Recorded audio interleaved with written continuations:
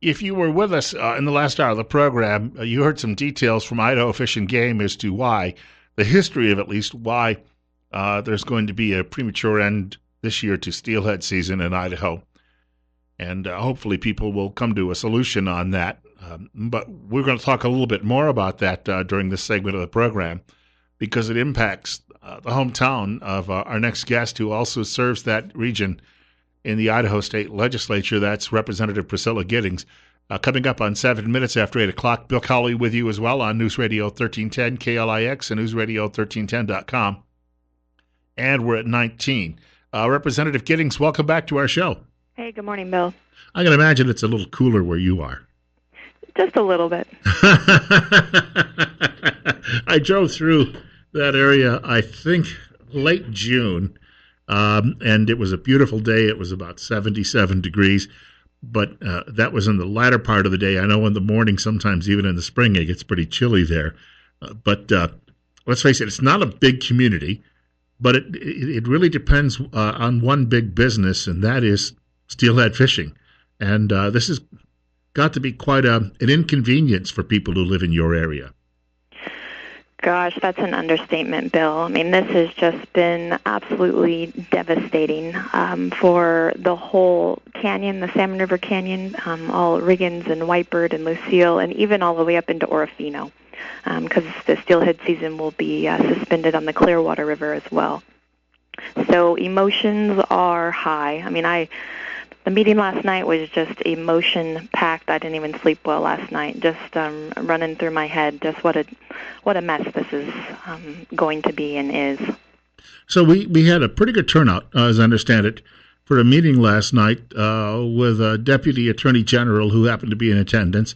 And, people think 80 people would be a big number for a meeting even in a place like Twin Falls, but 80 people in Idaho County, for instance, would tell you that this is truly impactful, I guess is a good way to explain that. Yeah, I would say it was a last minute meeting because we really just got surprised with the news. The whole community was just shocked. There was no real forewarning, which was one of the complaints of the locals. But one of the gentlemen on the city council, who's also an outfitter and guide, he set up the meeting real quickly. We do appreciate Fish and Game sent up their deputy director and some of their fisheries experts, and then also Kathleen, who helps Fish and Game, but she works with the Attorney General's office. They did an excellent job just trying to answer the questions for all the citizens, but it was pretty much standing room only. Several news outlets were there. People came down from Orofino. A lot of the guides from that area came down, and the sheriff was there. I mean, it was a huge community meeting. How'd you get the sheriff to turn out? I put out a beacon. That might be an inside joke, but anybody living in your part of the state would understand that. Priscilla's father happens to be the sheriff, so you might have convinced him to come by. For people who were there, I guess, good news and bad news. Bad news is this is going to hurt the economy through the winter, but good news, it doesn't look like it's going to last. Yeah, I guess that's a way to summarize it, Bill, but gosh, it feels worse than that. The bad news, we're talking millions of dollars, and that ripple effect could go into future years. We have a huge tournament coming up right in the middle of February. It's called Women with Bait, and hundreds of women fly in from all over the country for the steelhead tournament. And they are all panicking, because they have a day to fish, and now the fishing is pretty much in jeopardy. Fish and Game has said, the best we think we could get the season to be reopened would be in March. They're obviously working to try to get it done faster, working with NOAA, which is the federal agency where the problem, where it's kind of been held up. But we have a lot of women with this tournament, and then you have all the fishermen that are coming in as well. They're canceling their trips. A lot of them are canceling their trip because they think that it's already suspended. So they're maybe ready to fish this week, and they said, "Oh, it's suspended," so they canceled their trips before really finding out that, well, actually, we still have a couple weeks left until the season is going to be suspended. And for some of these outfitters, you're looking at 25 to 50% of their annual income is being jeopardized. And up in the Clearwater, I spoke with one outfitter. He expects to lose about $40,000. Wow. From this. So it's a huge impact for these folks. They're very frustrated. Is it, I don't mean to put any words into your mouth, but it seems to me that environmentalists are a lot more concerned about, as we were told in the last hour of the program, about 3% of the fish who might be impacted happen to be, that they're not stocked into the river, but they seem more concerned with a handful of fish than they do human beings who live and work in that area. Bill, you've kind of hit the nail on the head, and that's the frustrating part, because it's honestly, when you dive into the details of this layered onion, you find out that we're fighting against ourselves. We use the word environmentalist, but honestly, most of these, a lot of these groups are friends with and supported financially by our neighbors right here in Idaho. I mean, a lot of the fishermen and women support these groups. I mean, I'll just run through them real quickly for you. So you have the Conservation Angler, you have Idaho Rivers United, you have Friends of the Clearwater, the Wild Fish Conservancy, and then the Wild Salmon Rivers and Snake River Waterkeeper. And if you do just a quick little digging and you look up a couple of these websites of these local groups, they are, one of the board of directors is the former principal of Boise High School. These groups are being supported by just Idaho businesses. Just a quick look, you could see that Idaho Rivers United, they get funding and support from the Salmon River Brewery, the Payette Brewery, Sockeye Brewery, Patagonia, our Idaho Whitewater Association. So you have all of these. If you bought a Payette beer recently, Bill, some of your proceeds may have gone to this this conservation group, who is now just put a halt to steelhead fishing completely.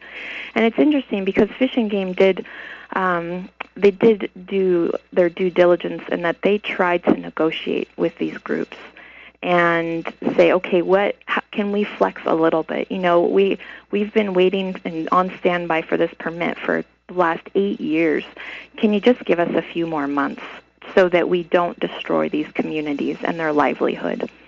And they said no. They flat out, the only way they were willing to budge is if the fishermen and women would not use bait and would not fish from boats, along with a handful of other contingents that would make it impossible for the outfitters to continue what they're doing. So it's tough to say when you say, well, these environmentalists, it's like, they're part of us, Bill. Like, how do you just, I don't know. Well, you bring this up, and just for folks who are just tuning in, we're speaking with State Representative Priscilla Giddings, who represents the area, Riggins being her hometown, and they are going through a lot of stress there economically because of the suspension December 7th of the steelhead fishing season. This all brought about because of rough tactics by some environmental groups. Bill Cowley with you as well on Magic Valley this morning on News Radio 1310 KLIX and newsradio1310.com. We're at 8:15 and it's 18. My experience with these people has been, and they clothe themselves in names that give you the idea, these conservation, use that in a name, for instance, or they give you the impression they're not environmentalists, radical environmentalists, because one of them even tricked me a couple of years ago and got on the show as a guest, and it got my attention right away. So just the subterfuge they use in naming their organizations gives the impression that they aren't, a bunch of, I don't know, for lack of better words, tree huggers. Mm-hmm. I was going to add to that too as well. You said they don't want to negotiate, but at least the state government appears that we're going to come to some sort of resolution on this at some point with the federal government, and it, for the time being, may end the interference that you're getting from these people. Yeah, and we'll just be a few $1 million short, and maybe a few businesses have to go out of business. I mean, so at what cost? And another frustrating part to that is you look into some of these groups, this handful of groups, and I mean, one of them, you look at some of their tax filings, and they're getting millions of dollars in government grants for their projects, and so it's just it's frustrating that our taxpayer money goes to some of these groups who, and then in turn, try to destroy our rural communities, and it's just really frustrating. Maybe ultimately they just don't want anybody living there altogether. Maybe that's the ultimate goal, is to eventually drive everyone out. Bill, I think there's a lot to that, because when you start to look at some of these conservation projects that are springing up all over Idaho, there's lots of conservation groups that are working on. I mean, maybe you've heard of the project. It's a conservation group called Yellowstone to Yukon. Or you've got the Great Northern Landscape Conservation Cooperative, and they do have goals to just lock up the land for non-use so that it won't be developed and it won't be recreated in or on. And the surprising thing there is these, conservation groups, while I think that they do have a lot of good intended, there's consequences on the other end of that, and it affects our rural communities. And it's shocking to see that there are some government agencies, even the Fish and Game, who are partnering with these conservation groups in their efforts. And so I think it's a big question that Idahoans really have to ask themselves. Do we want our rural cities and to prosper, or are we okay with the government and these conservation groups closing down these areas and pushing the people into the cities? It's a big question. We got about 30 seconds before the break, and we'll keep this conversation going afterward. But hey, quickly, for people who might have an interest, is there a way that who should they contact? I mean, is there some way they can at least be heard on this if they couldn't get to the meeting last night? Yeah, sure. The number one way is to contact this federal agency called NOAA. Right now, the permit process is going through a 30-day public input, and a lot of the conservationists are sending an email saying do not allow the permit to be renewed, which would ultimately end a lot of steelhead fishing in this area.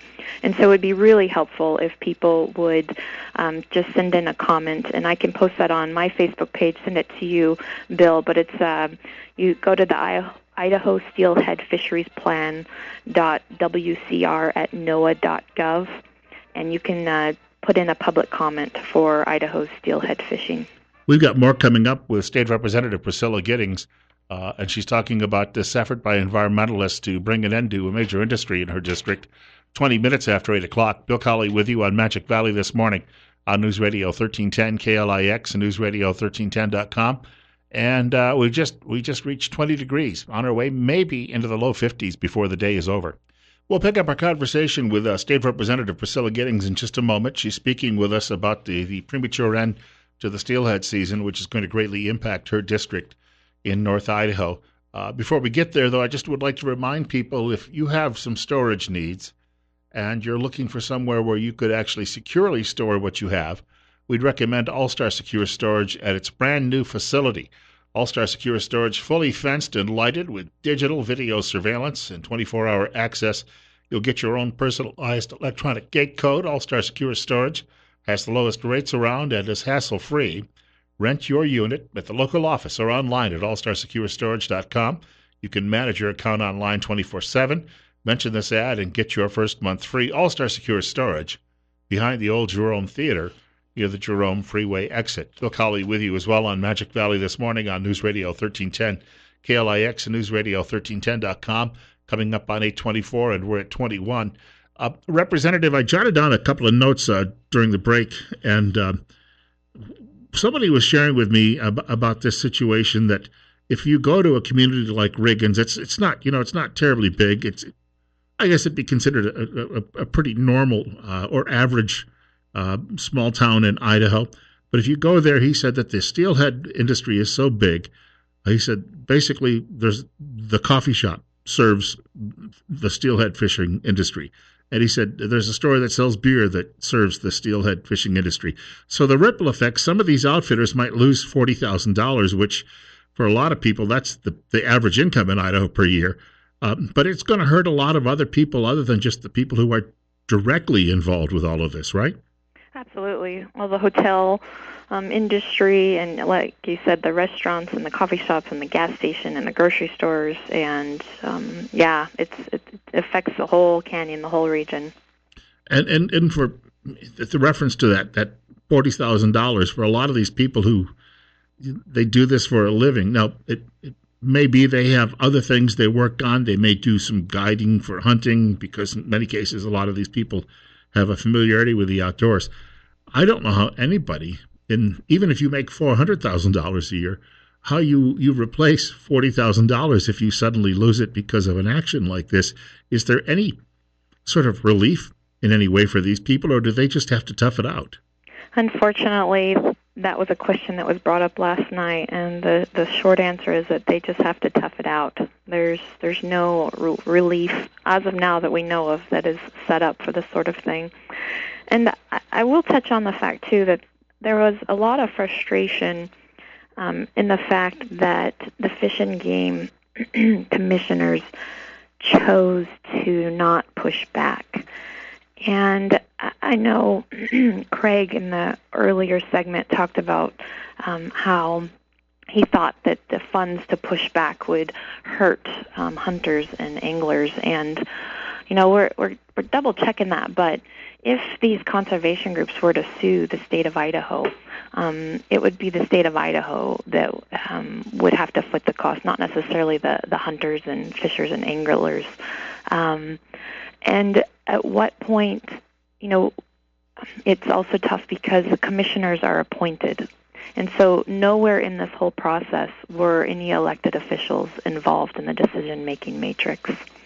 And so that's also frustrating because who do these anglers complain to? And we had all of our legislators were there, but the only thing we get to vote on is the Fish and Game budget. We don't get any other real say in that process. So that's frustrating for a lot of the anglers as well. When this comes to an end, I think the other fear is this is just step one, that these people will find another way or another issue. And in other words, they're like the Borg from Star Trek. They're just going to keep relentlessly coming back with something new. That's got to be very disturbing for people in your district. Yeah, because essentially we're not working on the rule of law. We're not operating on what elected officials are doing. We're not operating on even per se what the judges are saying. We're purely operating on the fear that these groups might file a lawsuit. And if we start to let fear control our industries and our rivers and our forests, it's, what is the opposite of freedom? It's tyranny, which is essentially fear, or I guess not necessarily tyranny, but I mean the concept of where there's fear, there's no freedom. And so we're just going to be operating in fear, and that's not the America that I grew up knowing and loving. Your delegation obviously can push back a little bit on this, but there are so many people representing districts in other parts of the state where it's not really a huge issue. I mean, it should be, but if somebody's representing Pocatello or even Twin Falls or Boise or even Coeur d'Alene, it doesn't necessarily mean that they have a lot of interest in allying with you in any pushback on this. Are you at all disappointed by the silence maybe we're getting from some of your colleagues? This is all very new information. I think it will ripple throughout the state and the nation, for that matter, slowly. And I think there will be a lot of support. I believe legislators will come together on this. There's not a lot that we can do, though, and that's the frustrating part.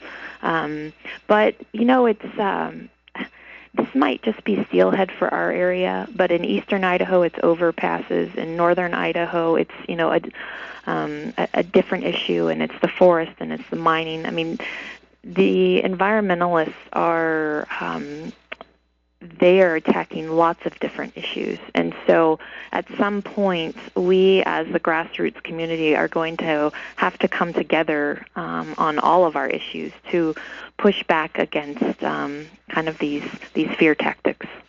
We've got to let you go. I've got a hard break coming up and a guest following us, but I do wish you a happy Thanksgiving. And quickly, I've seen the pictures of your little girl online. She's absolutely beautiful. I know you have a lot to be thankful for tomorrow. Absolutely. She is a doll and such a blessing. So thank you, Bill. All right. We'll let you get back to her, and have a great Thanksgiving. Yeah, happy Thanksgiving.